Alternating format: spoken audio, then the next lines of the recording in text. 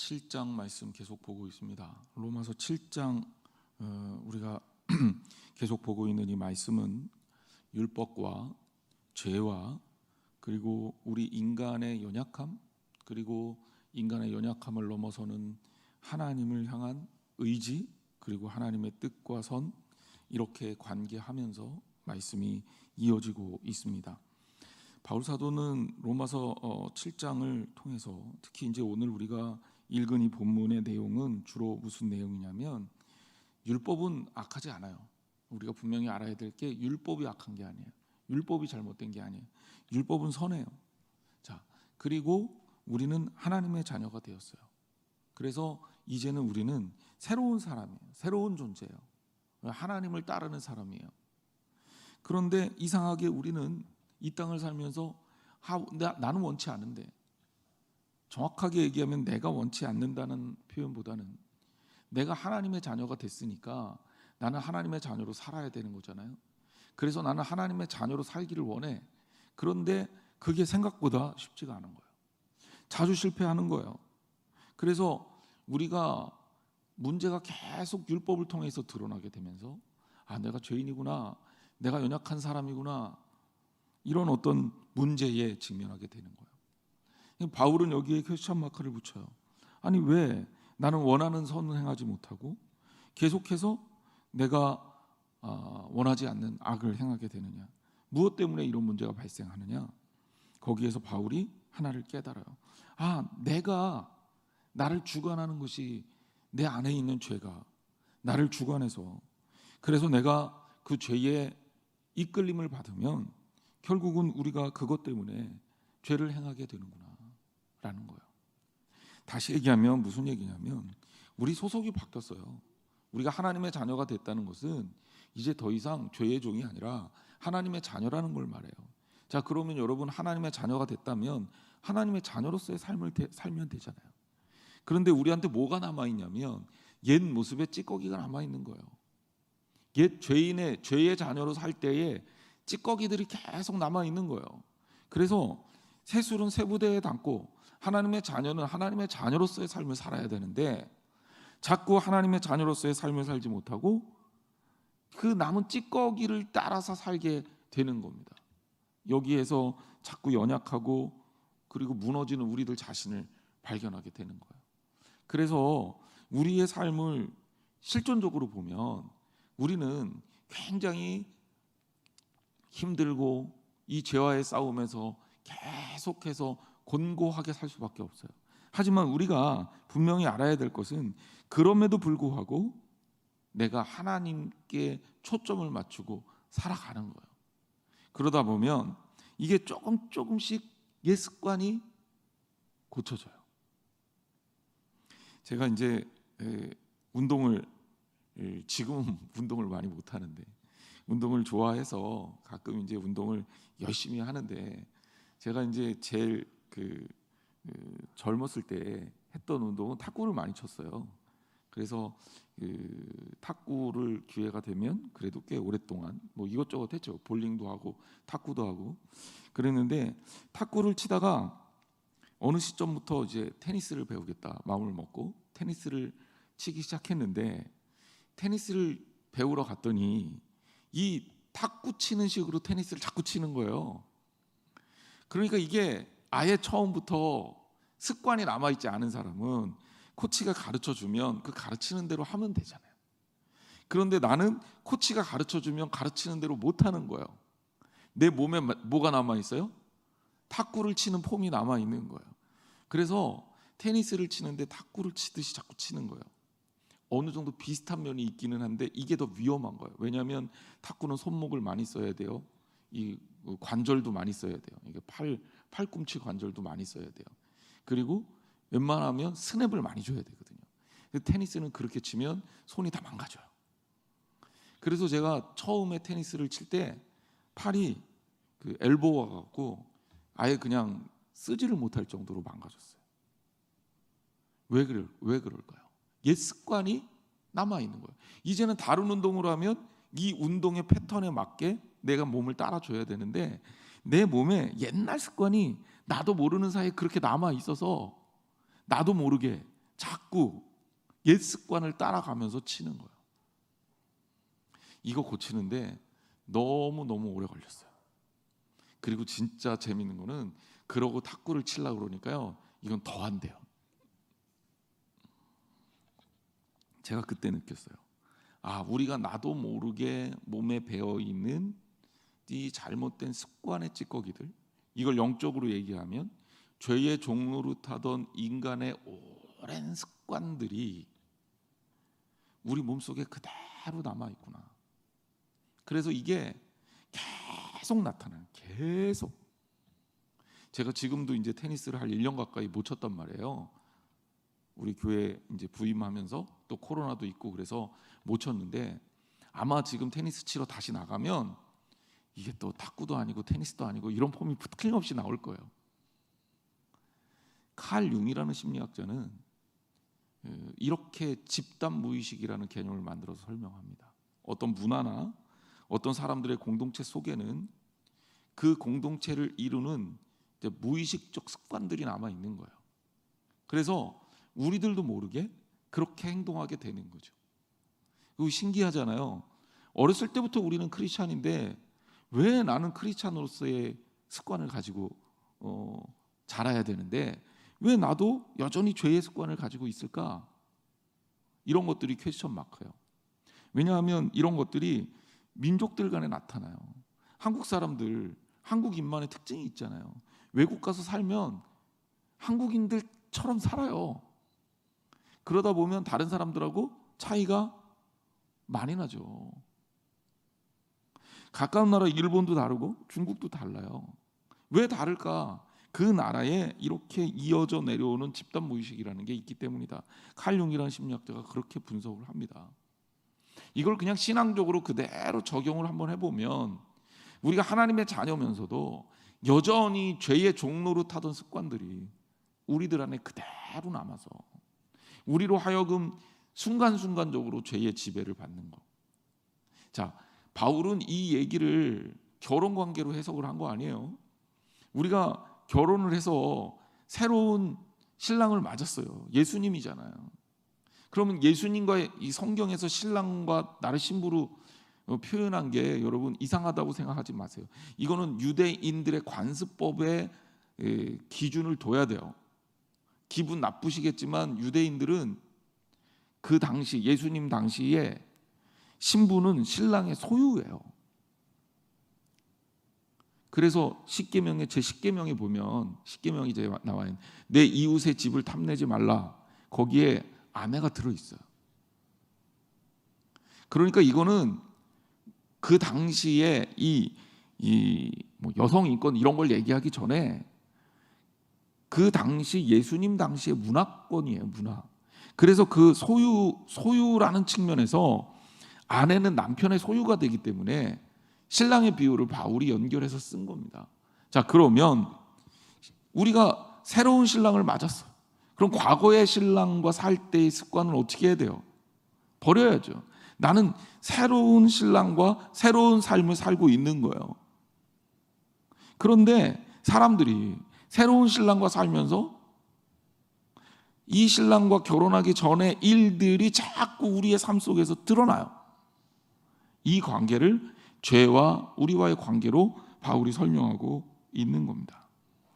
자, 제가 얘기한 이 이야기들을 여러분 머릿속에 좀 둔 상태로 오늘 본문을 좀 읽어보면 조금 더 잘 읽힐 거예요.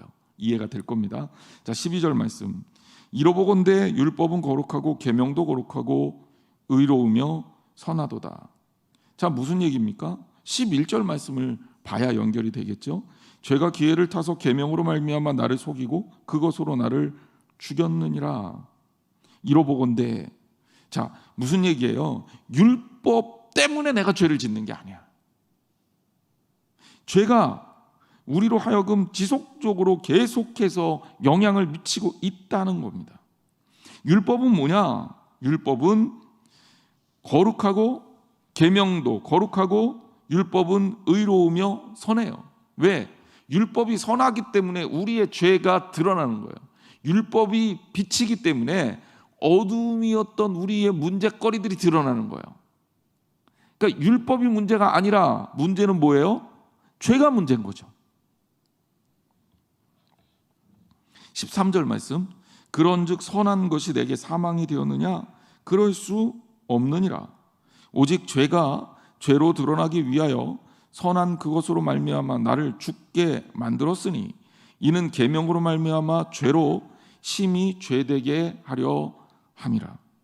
다시 한번 얘기합니다. 선한 것이 내게 사망이 된 거냐? 그것은 아니다. 그러니까 율법이 문제가 아니라 결국은 죄가 문제인 거죠. 그러면 계명은, 율법은 뭐냐?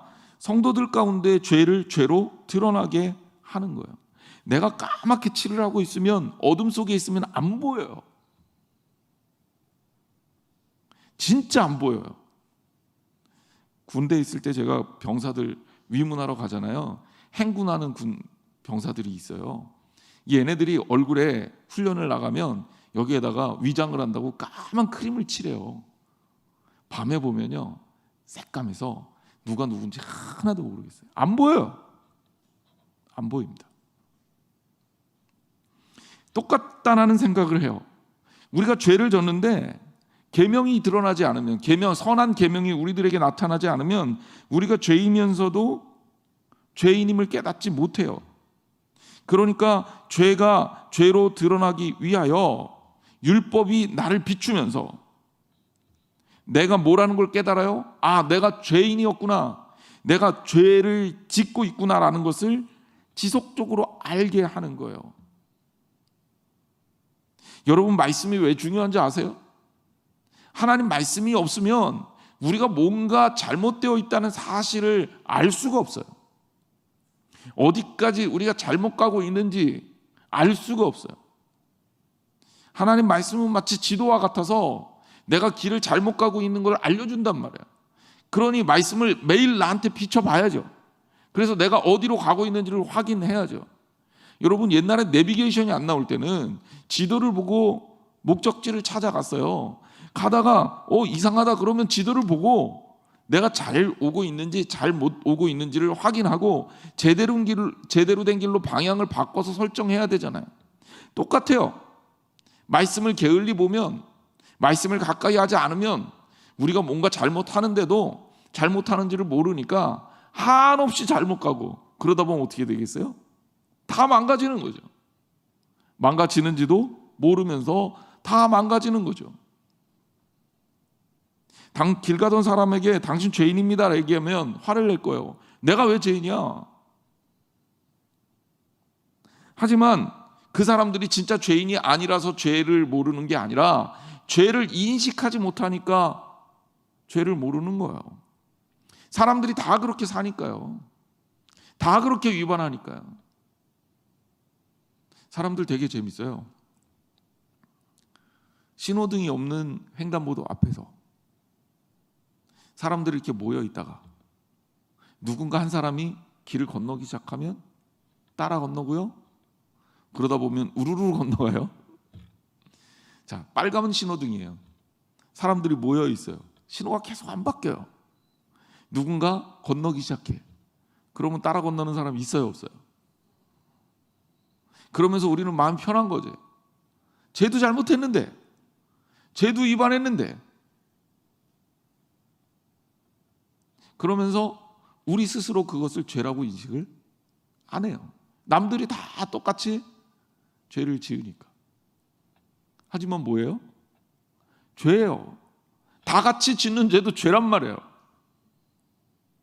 다 같이 잘못하는 것 더더욱 큰 잘못이란 말이에요. 근데 사람들은 다 같이 잘못을 할 때는 그게 잘못인지 몰라요. 인종차별 문제도 그런 거예요. 아무도 인종차별을 안 해요. 아무도 피부 색깔 가지고 누군가를 차별하거나 그 사람을 때리거나 그 사람을 괴롭히거나 하지 않아. 그런데 거기서 누군가가 한 사람 했다 그러면 이 사람은 되게 압박감을 많이 느껴요. 내가 한 일에 대해서 잘못했구나. 그래서 그런 일들을 안 하게 되죠. 그런데 너나 나나 할 거 없이 다 해. 그러면 이게 자기가 하면서도 그게 잘못인 줄을 모르는 거예요. 인간의 삶 속에서 느낄 수 있는 죄의 위험성은 바로 이런 죄가 만연한 곳에서 일어나게 됩니다. 오늘 우리도 그래요. 신앙생활 하는데 그냥 다들 그렇게 하는데 뭐 라고 얘기하기 시작하면 정말 다 그렇게 흘러가게 돼 있어요. 그래서 문화의 힘이 엄청나게 중요합니다. 법으로 강제되지 않은 문화적 습관들은요, 우리를 거의 지배하고 끌고 다니게 돼 있어요. 저는 이번에 도쿄올림픽을 보면서 그런 생각을 했습니다. 참 재밌는 게요, 저 어렸을 때만 해도 금메달 개수 매일매일 셨거든요. 내가 따는 금메달도 아닌데 우리나라 사람들이 누가 금메달을 땄고 오늘은 금메달이 몇 개고 세계에서 등수가 몇이고 이거 엄청나게 따졌잖아요. 세계에서 은메달 따고 우는 나라는 우리나라밖에 없었어요. 은메달이면 세계 2등이고 세계 2등이면 엄청 잘한 거잖아요. 그런데 은메달 땄다고 고개 푹 숙이고 그게 우리나라밖에 없었어요. 그런데 요즘 올해 이 도쿄올림픽을 보니까 우리나라 사람들이 은메달 따고 동메달 따고 심지어 4등에도 좋아하는 사람. 그런데 그 좋아하는 미소가 너무너무 멋져 보였어요. 뭐가 바뀐 걸까요? 뭐가 바뀐 걸까? 우리 문화가 바뀐 거예요. 우리 젊은이들의 문화가 바뀐 거예요. 좋은 쪽으로 바뀐 거죠. 이 문화라는 힘은 엄청나게 파워가 세요. 앞으로 우리 기독교는요, 이 문화와의 싸움이 아마 신앙적 싸움이 될 가능성이 상당히 높습니다. 사실 어떤 면에서는 더 위험해요. 총칼을 들이대고 너 하나님 믿지 마 이러면 내가 순교를 하더라도 내가 이건 믿을 거야 라고 결단하는 교인들이 있고, 그러면 거기에 대해서 싸워가면서 우리가 신앙을 더 뜨겁게 선명하게 지킬 수가 있어요. 근데 이 문화는요, 들어와서 우리들을 슬그머니 무너지게 하는데 위험성을 잘 못 느껴요. 옛날에는 썬데이 크리스천이라는 말이 있었어요. 요즘엔 잘 안 씁니다. 이유가 있어요. 썬데이 크리스천은 신앙이 좋다는 얘기예요, 나쁘다는 얘기예요? 나쁘다는 의미예요. 너는 왜 평소에는 신앙인인 것 같이 안 살다가 주일날 교회만 가더라, 이런 얘기죠. 주일날 교회만 가더라, 주일날만, 썬데이, 주일날만, 일요일만 크리스천 갔더라. 이게 썬데이 크리스천이에요. 근데 이 말이 왜 없어졌는지 알아요? 요새는 주일날만 교회 가도 그 사람 신앙생활 잘하는 것 같아요. 그렇잖아요. 주일날 꼬박꼬박 교회 나오고 헌금 다 하고, 그럼 우리는 그 사람은 신앙생활 그래도 주일 성수하니까 됐어. 뭐가 바뀐 거예요? 사람의 행위가 바뀐 게 아니라 문화가 바뀐 거예요. 이 문화가 얼마나 위험한지 아세요? 썬데이가 먼데이가 되고요. 먼데이가 아니죠. 먼슬리죠. 먼데이는 월요일이죠. 썬데이가 먼슬리가 되고요. 그리고 뭐 계절적으로 되고, 그리고 1년에 한 번씩 나오는 사람들이 될 수도 있다는 거예요. 그러면 절개만 나오는 교인들이 미국엔 그렇게 많대요. 목사가 딱 3번 필요하대요. 태어날 때, 결혼할 때, 죽을 때. 이게 일반적인 크리스찬 문화권에 사는 수많은 크리스찬들의 모습이에요. 문화란 말이에요. 이렇게 하면서도 나는 크리스찬이야 이렇게 생각한다니까요. 이런 문화가 우리를 잡아먹고 우리의 죄를 죄로 여기지 않을 때 얼마나 위험성에 우리가 많이 노출되는지를 생각해 보란 말이에요. 여러분, 달란트 비유 지난주에도 제가 잠깐 말씀드렸지만 아무것도 안 하는 것은 죄가 없는 게 아니라 죄를 짓는 겁니다. 하나님의 사람이 하나님의 사람답게 살지 못하면 하나님께서 기뻐하지 않을 뿐더러 그것은 하나님 앞에서 범죄하는 일입니다.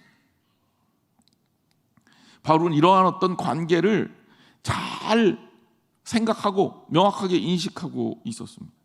그래서 자기와의 이 내면적 싸움에 집착하게 돼요. 이게 우리들이 싸워야 할, 우리들이 지속적으로 더 깊이 들어가서 우리의 내면과 속에서 영적 싸움을 해야 할 그런 어떤 상태를 알려주고 있는 겁니다. 로마서 7장 14절 말씀으로 갑니다. 우리가 율법은 신령한 줄 알거니와 나는 육신에 속하여 죄 아래 팔렸도다. 율법은 신령해. 그런데 나는 육신에 속한 자다. 육신에 속한 자라는 말은 뭐냐면 죄에 대한 저항력이 없는 사람이다 라는 거예요. 아니, 바울이 그리스도와 함께 죄에 대해서 죽었다고 6장에 이미 선포했는데 내가 육신에 속한 자라고 고백하는 것은 이유가 뭘까? 아까도 말씀드렸잖아요. 우리는 예수님께 소속을 바꿨어요. 예수님께 속한 자야. 근데 행하는 모습을 보면, 사는 모습을 보면 우리는 여전히 죄에 팔린 자 같은 삶을 사는 거예요. 이게 우리의 몸에 굉장히 부작용을 만들어요. 신앙생활이 왜 괴롭고 힘드냐? 이것 때문에 힘든 거예요. 예를 들자면 우리가 정말 예수님처럼 살 수 있어. 그럼 힘든 게 없어요. 예수님처럼 매사에 판단하고 살면 우리 집값이 내려갔다고 속상해. 그러나요? 별로 그럴 일 없어요. 예수님이 집값 내려갔다고 속상해 하겠어요. 내 주식 샀는데 이번에 주식이 다 떨어졌어. 그것 때문에 속상한가요? 그럴 일 없어요. 예수님처럼 살면 이런 문제가 아니에요. 또 아예 세상에 뒹굴면서 세상 사람들처럼 살면 나 이렇게 살면 안 되는데 이런 것 때문에 괴롭지가 않아. 무슨 얘기인지 아시겠죠? 근데 우리가 왜 괴롭고 힘듭니까? 우리는 예수 그리스도를 따라가야 되기는 하겠는 거예요. 우리의 영은 계속 주님을 추구하기는 해야 되겠는 거예요. 그런데 우리의 육은 어때요? 여전히 세상에 살면서 계속 죄의 영향력 안에 있단 말이에요.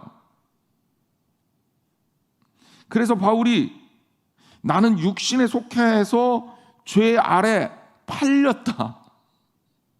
이렇게까지 얘기하는 겁니다. 우리의 그냥 현 상태를 얘기하는 거예요. 그럼에도 불구하고 우리가 하나님의 자녀라는 건 진짜 축복이죠. 그래서 하나님께서 우리를 구원하시는 게 은혜라고 얘기하는 거예요. 하지만 그럼에도 불구하고 우리는 어때요? 이 땅에 살면서 여전히 죄인으로서의 흔적을 가지고 옛 모습의 그 못된 습관들을 가지고 살고 있다는 거예요. 15절 말씀 보세요. 내가 행하는 것을 내가 알지 못하노니 곧 내가 원하는 것은 행하지 아니하고 도리어 미워하는 것을 행함이라. 내가 행하는 것을 내가 잘 모르겠어.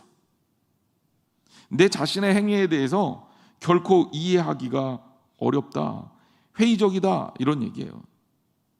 내가 원하는 것은 이거 해야 되는데 도리어 미워하는 것을 행하게 된다라는 거예요.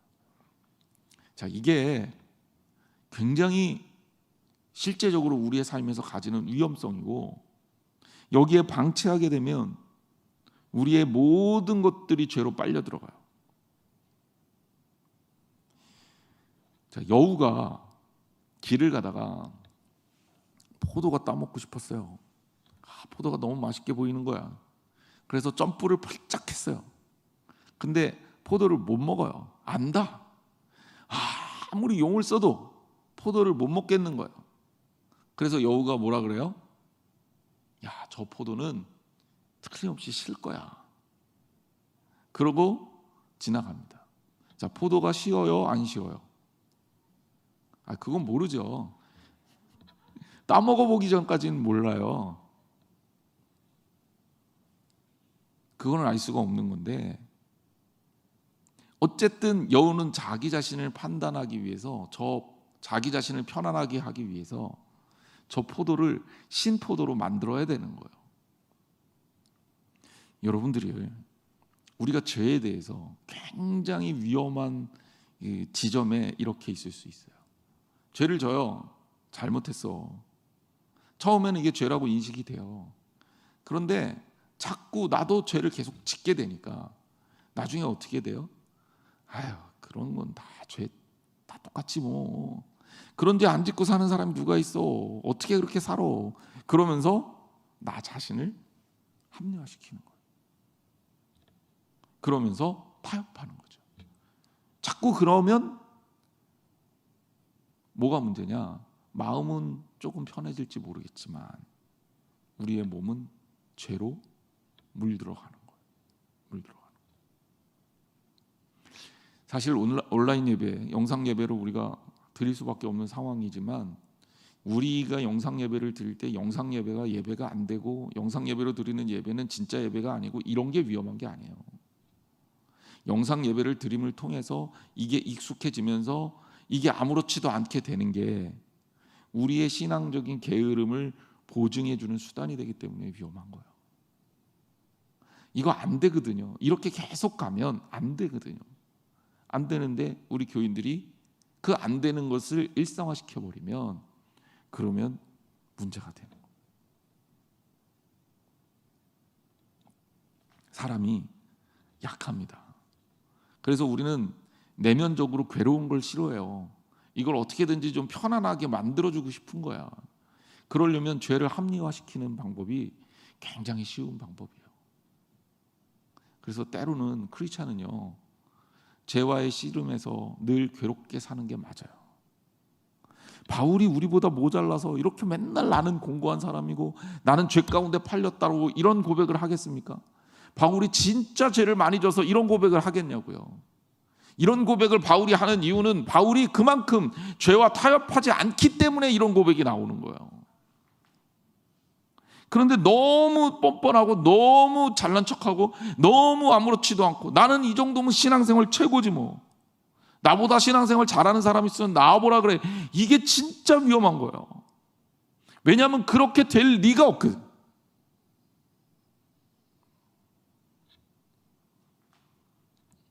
여러분, 힘들고 어려워도 세상을 살면서 주님의 것을 추구해야 합니다.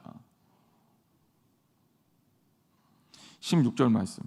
만일 내가 원하지 아니하는 그것을 행하면 내가 이로써 율법이 선한 것을 시인하노니. 자, 이건 뭐 율법에 대한 이야기입니다. 율법이 의롭고 정당한 겁니다. 그런데 알아. 율법 때문에 죄를 깨달아. 그래서 내 생각이 행동으로 나타날 때는 원하는 바가 나오지 않고 원하지 아니하는 바가 나타나. 이게 이제 우리가 이 땅에서 죄인으로 살기 때문에 생기는 거죠. 거기서 우리가 다시 한번 깨닫는 거예요. 아, 율법이야말로 따라갈 수가 없을 만큼 선한 것이구나. 그리고 나는 어때요? 정말 이 율법 아래서 죄인임을 깨닫는 거죠. 그리고 내가 죄인임을 깨달으면 깨달을수록 우리는 또 무엇을 느껴요? 한편으로 괴롭기도 하지만 이런 죄인이 나를 구원해 주신 예수님의 은혜에 뭘 느껴요? 감사와 감격을 느낄 수밖에 없다. 이 관계 속에서 우리의 이 존재론적인 행복이 우리 성도의 삶의 자리가 그대로 드러나는 거예요. 로마서 7장 17절. 이제는 그것을 행하는 자가 내가 아니요 내 속에 거하는 죄니라. 이제는 그것을 행하는 자가 내가 아니야. 이제 알겠어. 내 속에 거하는 죄다. 로마서 6장과 7장에 나오고 있는 것이 뭡니까? 죄가 너 죄의 종노릇하지 말라 이런 얘기 하잖아요. 그러니까 우리는 하나님의 손에 붙들린 무기예요. 그래서 이거를 죄의 종노릇하게 쓰임 받을 것인가, 아니면 선한 일에 쓰임 받을 것인가, 의의 종노릇할 것인가, 죄의 종노릇할 것인가에 우리가 어디에 붙들림을 받을 것인가를 결정해야 돼요. 이게 신앙이란 말이에요. 우리는 하나님의 자녀예요. 그런데 우리가 하나님의 손에 붙들려서 쓰임 받을 때는 하나님의 무기가 될 수 있어요. 근데 죄의 손에 붙들리게 되면 결국 죄의 종노릇하는 존재밖에는 되지 못한다는 거예요. 바울이 깨달은 거예요. 나도 끊임없이 주님께 속해 있기 위해서 애쓰지 아니하면 결국 내 속에 있는 죄가 나로 하여금 죄를 짓게 만들고 나는 죄에 끌려다니는 인생일 수밖에 없겠구나. 그래서 그 내면을 바라보면서 18절에 내 속 곧 내 육신에 선한 것이 거하지 아니하는 줄을 아노니 원함은 내게 있으나 선을 행하는 것은 없노라 라고 얘기합니다.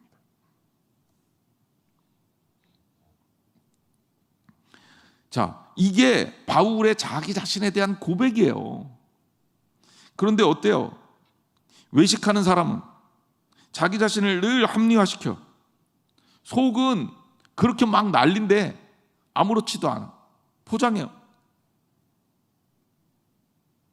한편으로 이 완전주의를 추구하는 사람은 결국 이 율법과의 싸움에서 맨날 고민하고 갈등하다가 끝날 거예요. 나는 왜 이렇게 못하지? 나는 왜 이렇게 안 되지? 여러분, 이거 맞아요. 원함은 내게 있으나 선을 행하는 것이 내게 없는 것 맞아요. 그리고 19절 말씀대로 내가 원하는 바 선을 행하지 않고 도리어 원하지 아니하는 악을 행하는 것도 맞아요. 그리고 20절 말씀대로 내가 원하지 아니하는 그것을 하면 이를 행하는 자가 내가 아니고 내 속에 거하는 것이 죄다라는 고백도 맞아요. 그런데 이러한 우리의 삶을 바라보면서 여러분들이 취해야 될 태도는 나를 합리화시키는 방향으로 자꾸 가지도 말아야 되고, 또 하나는 율법에 자꾸 나를 비교해서 나는 죽을 인간이야, 나는 쓸데없는 인간이야, 나는 이 세상에서 다 망가진 인간이야 라고 자책하고 내가 망가지는 것도 맞지 않아요. 그럼 우리가 선택한 건 뭐냐면 하나님의 은혜를 바라보고 그 은혜에 붙들림을 받으란 말이에요. 우리는요 완성된 존재가 아니에요. 그리스도와 함께 완성되어져 가는 존재예요. 우리는 다 잘한 존재가 아니에요. 우리는 하나님의 사랑 속에서 하나님의 사랑 안에 머물면서 주님을 닮아가는 사람이에요. 여전히 부족한 거 맞아요. 하지만 그 부족함이 우리를 망가뜨리게 되는 부족함이 아니라 우리의 부족함을 인하여 하나님이 일하시는 공간이 생기는 거예요. 아이가 태어나서 부모보다 똑똑하면 부모와 아이 간의 관계가 정상적으로 맺어지질 않아요. 부모가 뭐 가르치려고 그러는데 나 다 아는데요. 그러면 부모는 뭐예요? 그래 네가 알아서 해라. 부모와 자식 간의 관계가 안 되는 거예요. 부모와 자식 간의 관계가 제대로 맺어지려면 아이가 기어다닐 때 걷는 법부터, 말하지 못할 때 말하는 것부터, 읽지 못할 때 읽는 것까지, 그리고 생각하는 것까지, 경험하는 것까지 부모가 알려주면서 부모와 자식 간의 관계가 형성이 되는 거예요. 그러면서 자식은 내가 정말 아무것도 모를 때도 우리 부모님이 나에게 모든 것들을 다 알려주셨구나 라고 부모의 은혜를 인식하고 노래할 수 있는 아이로 자라는 거죠. 하나님과의 우리와의 관계가 하나님이 우리를 우리가 완벽해서 하나님 없어도 나 혼자 잘해요 이걸 기뻐하시는 하나님이 아니란 말이에요. 걱정하지 마세요. 여러분 부족하고 모자란 거 하나님이 제일 먼저 하셔요. 하나님의 손으로 여러분 만드셨는데 여러분의 상태를 모르겠어요? 그러니 잘난 척하지 마세요. 하나님 앞에서 다 할 수 있다고 재지 마세요. 나는 능력 있는 사람이라고 착각하지 마세요. 오히려 나의 부족함을 철저하게 깨닫고 나는 죄로 인해 죄에 물들 수밖에 없는 존재고 죄의 영향권 안에 있는 존재고 연약한 존재라는 걸 깨닫고 나면 나의 이 못함과 못남을 예수 그리스도 안에서 그리스도의 은혜로 채워가는 거예요. 이게 신앙이에요. 그러니 여러분 부족하고 모자라다고 좌절하지 마세요. 더 많은 것들을 베풀어 줄 때 더 많이 사랑합니다. 마음이 유독 자녀를 키우다 보면 더 많이 가는 자녀들이 있대요.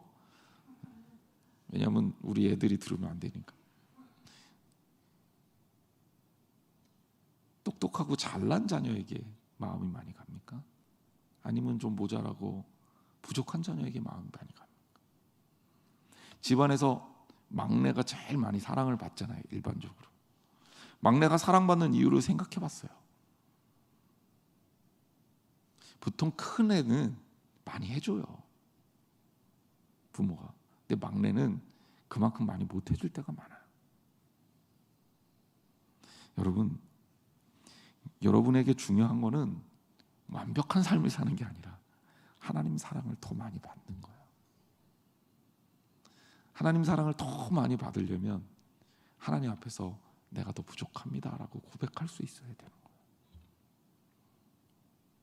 그리고 하나님은 부족한 사람을 통해서 그분이 들어서 일하게 하셔요. 최고의 능력 있는 사람은 좋은 무기를 쓰는 사람이 아니라 나쁜 무기로도 잘 쓰는 사람이에요. 우리 하나님은 바로 그런 분이에요. 그러니 여러분, 내가 부족하다고 좌절할 필요 없어요. 나의 부족함을 아시는 주님께 내어주세요. 나를 맡기세요. 그러니 바울의 이야기대로 우리는 여전히 너무나도 많이 모자름에도 불구하고 여러분이 붙들 수 있는 것, 저와 여러분이 붙들 수 있는 것, 우리가 하나님의 자녀이기 때문에. 나 하나님의 자녀예요. 우리가 하나님의 소속되어 있잖아요. 그러니까 부족해도 하나님이 채워주시는 그 은혜를 누리며 사는 거죠. 그러니 우리는 더욱 더 감사와 감격이 있는 겁니다. 크리스찬 사는 게 힘들어요. 그건 맞아요. 아까도 얘기했지만 아예 망가져서 사는 사람이 쉬워요. 한편으로는 예수님처럼 완벽하게 되면 그것도 쉬워요. 근데 그게 안 되니까 우리가 힘들어요. 그런데요, 우리는 행복해요. 왜? 우리가 그렇게 힘들고 어렵기 때문에 하나님의 사랑을 받거든. 하나님의 은혜 아래 있거든. 우리가 그만큼 비어있기 때문에 하나님께서 부어주시는 채우심이 있거든. 그래서 우리는 더 행복해요. 이게 신앙생활입니다. 기도하겠습니다. 하나님, 죄인으로 살고 싶지 않은데 여전히 죄인일 수밖에 없는 우리의 모습을 주 앞에 회개합니다. 마음으로는 이렇게 살아야 된다고 생각하면서도 실제로는 그렇게 살지 못하고 흔들리고 있는 저 자신을 바라보면서 주 앞에 부족함을 고백합니다. 때로는 내게 주어진 죄짐이 너무 무거워서 좌절하고 괴로울 때도 있습니다. 하지만 다시 주님 앞에 섰을 때 세상 누구보다도 감동받고 행복함을 느낌을 고백합니다. 왜? 우리는 하나님의 사랑 가운데 있기 때문입니다. 하나님의 사랑 안에 놓여져 있는 우리들, 더더욱 뜨겁게 하나님의 사랑과 은혜를 누리며 세상을 살기 원하오니 주님, 우리를 도와 주옵소서. 그렇기 때문에 내가 잘날 필요도 없고 내가 못날 필요도 없습니다.